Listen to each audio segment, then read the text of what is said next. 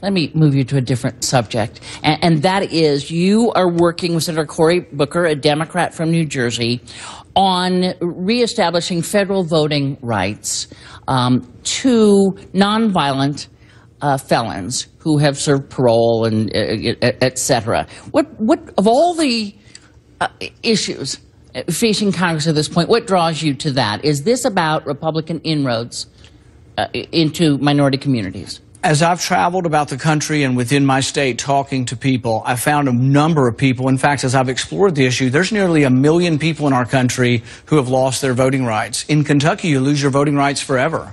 I have a friend whose brother grew marijuana plants 30 years ago in college, has a felony conviction, and still cannot vote 30 years ago. I think that's wrong and unfair. Republicans, I think, have been unfairly tarred as, trying to suppress vote.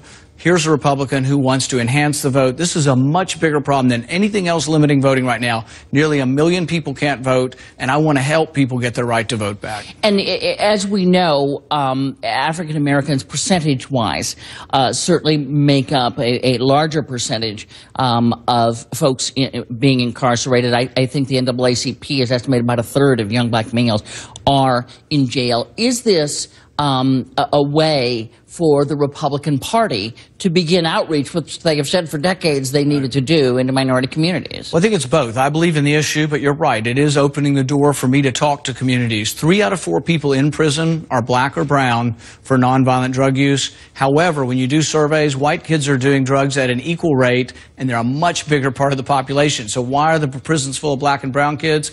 It's easier to arrest them. It's easier to convict them. They don't get as good at attorneys. And frankly, they live in the city in a much more collected fashion than in the suburbs, and so the police are patrolling the city more. But it is unfair. The war on drugs has had a racial outcome unintentionally, but it has a racial outcome, and I want to try to fix it. And we should say your bill, in fact, does change some drug laws in order to try to even out the punishment for similar drugs.